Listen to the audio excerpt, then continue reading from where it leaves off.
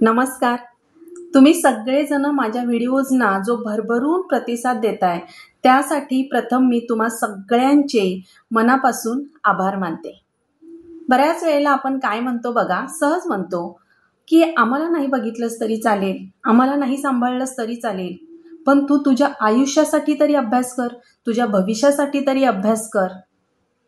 फोनवर आपण बऱ्याच वेळेला म्हणतो किंवा माणसं आपले नातेवाईक आपल्याला भेटले की या कधीतरी गरीबा घरी, कधीतरी तुमचे पाय लावा या गरीबाच्या झोपडीला.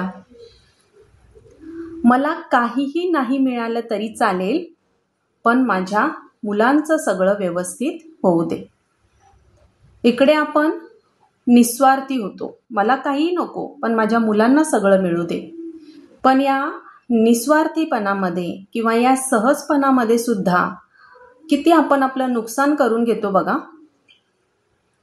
माझी एक मैत्रीण, 12वीला आम्ही एक नाटक करत होतो आणि त्या नाटकामध्ये माझी एक मैत्रीण होती ऋतुजा गोडबोले. तर तिला सतत असं वाटायचं की ही नाटकं वगैरे काय करायची, मला एखाद्या सिनेमात काम करायचं आहे. 5 मिनिटं तरी मला एखाद्या सिनेमामध्ये काम करायचंच आहे, 5 मिनिटं तरी मी एखाद्या सिनेमामध्ये काम करणारच आहे, ती माझी खूप इच्छा आहे, असं ती नेहमी प्रॅक्टिसला जेव्हा जेव्हा आम्ही जमायचो त्या प्रत्येक वेळेला ती ते वाक्य बोलायची. अशीच प्रॅक्टिस सुरू होती, छोटी मोठी नाटकं आम्ही करत होतो. आणि 8 महिन्यांनी आमचा जो नाटक बसवणारा दादा होता, पॅडी दादा, त्याने तिला कॉल केला घरी असताना आणि सांगितलं की ऋतुजा तुला एका सिनेमामध्ये काम करायचं आहे. खूप खूप खूप हॅप्पी झाली. एवढे दिवस जे बोलत होती ते आज खरोखर होणार होतं.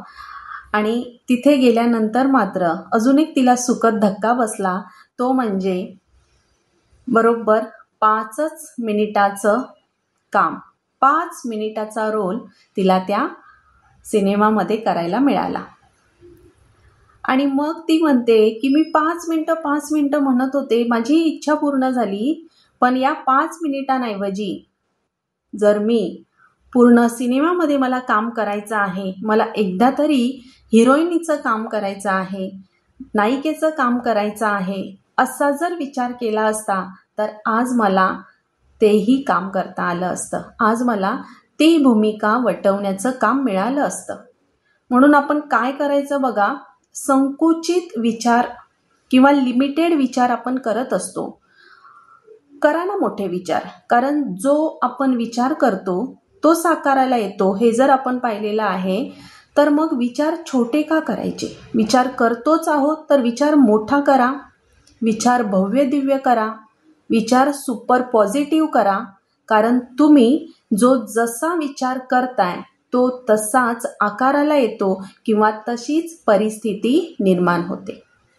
आपल्या मुलांना तर सगळं मिळूच दे, पण त्यासोबत आपल्याला का नको मुलांनी सांभाळायला, आपल्याला का नको मुलांनी बघायला, आपल्याला का नको मुलांनी म्हातारपणी आधार द्यायला. तर आत्तापासून तुम्ही त्यांना ते सांगत जाऊ नका. त्यांच्या मनाचा तो पॅटर्न होईल की आपल्याला आईवडिलांना सांभाळायचं नाहीये, आपल्याला आईवडिलांना बघायचं नाहीये. तर कुठेतरी आपणच त्या गोष्टीसाठी जबाबदार राहणार आहोत. म्हणून बोलताना खूप विचार करून बोलायचं आहे, विचार मोठे ठेवायचे आहेत. धन्यवाद.